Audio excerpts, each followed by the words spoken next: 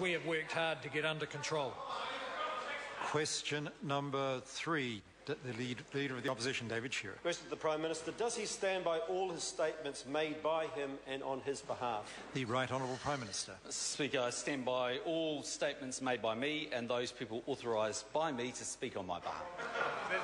The Leader of the Opposition. Mr. Speaker, does he stand by his statement that people gambling in a casino are, quote, in a better environment than, say, attached to maybe a pub, end quote?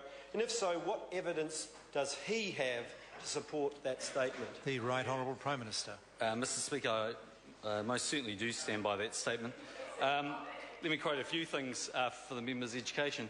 For a start off, an Australian professor from the University of Adelaide said the National Association for Gambling Studies conference in 2008 they considered Sky City's host responsibility program as probably the most advanced in the world.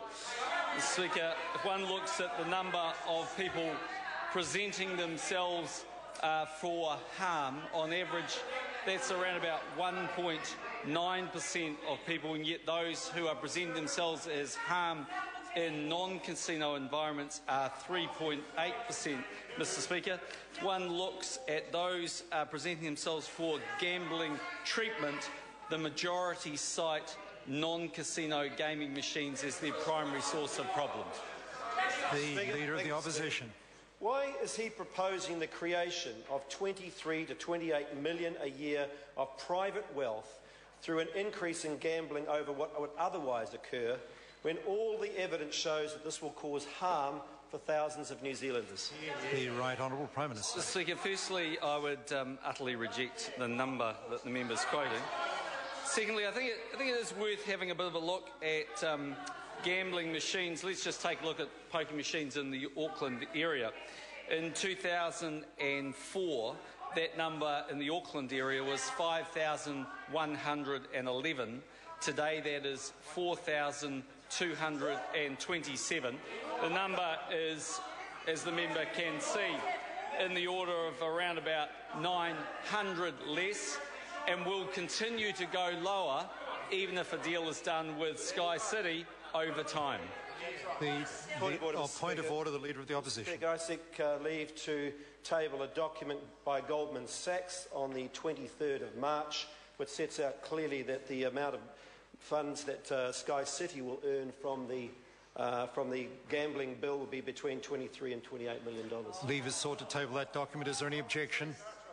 There is no objection. The Leader of the Opposition. Speaker, supplementary question. Is he aware that Goldman Sachs has estimated, and obviously he's not, the Sky City would make 23 to 28 million a year of additional profit from the increase in the number of pokie machines? And if so, does he regard this and his changes to the Gambling Act as legislation for sale? Yes. The Right Honourable Prime Minister. Speaker, in terms of the latter point, no. In terms of the first point, the member answered his own question earlier when he said that's Goldman Sachs' assessment. And if one goes and has a look at the...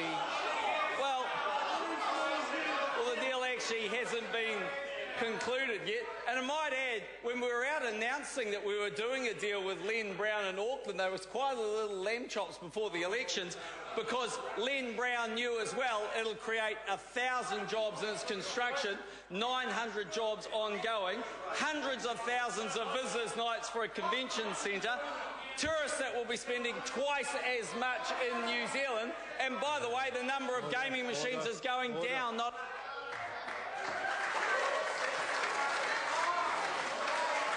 Leader of the Opposition. Order, I've called the Leader of the Opposition. Order, I want to hear this question.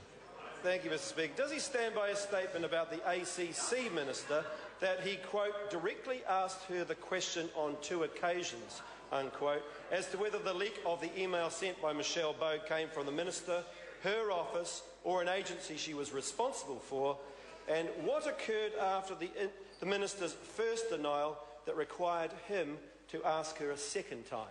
The Right Honourable Prime Minister. Mr. Speaker, yes, and that was because we had 2 conversations in which both times actually the minister offered that. The Leader of the Opposition. Order. It's just impossible to hear if the noise and I accept both sides have been guilty of a lot of noise today, but it makes it so hard to hear. The Leader of the Opposition. Thank you, Mr. Speaker. Further to the answer given on his behalf last Thursday, did his office contact Cameron Slater on the question of the leak of the Bogue letter? The Right Honourable Prime Minister. No, they did not. The Leader of the Opposition. Speaker, did he chair the Cabinet Appointments and Honours Committee that appointed his Helensville electorate chair, Stephen McElrea, to the board of New Zealand On Air? The Right Honourable Prime Minister. Mr. Speaker, yes, and it was the same one that appointed Michael Cullen to New Zealand Post. Supplementary question, the Leader of the Opposition. Order. Order. Sensitive. The Leader of the Opposition. Order. Again, both the smaller parties at the back are not guilty in any way in this. It's the main parties at the front here whose noise is unacceptable. The Leader of the Opposition. Thank you, Mr. Speaker. Did he at any time last year indicate to the receivers or the ANZ Bank that the sale of the Crayford Farms to Shanghai Pengjing would be considered favourably by his government after last year's election? So no. far, I hadn't even called the Right Honourable Prime Minister, but the question asked whether the Prime Minister stood by all his statements or those made on his behalf, and then the quip-sups are ranging over a range of issues that aren't necessarily... Order. I just want to make sure they don't depart too far from the primary questions. The Leader of the Opposition. Thank you, Mr. Speaker. Does he think that the interference of senior National Party members in all of these incidents leads to a perception of political interference, special treatment or cronyism? Order. What troubles me about that supplementary is the question asked about recent statements, but that supplementary... Order. That supplementary doesn't refer to any particular statements asked. And there have been a number of supplementaries that... the question, unless I'm reading the wrong question, asked, does he stand by all statements made by him and on his behalf? And the several supplementaries haven't referred to any statements made by the Right Honourable Prime Minister.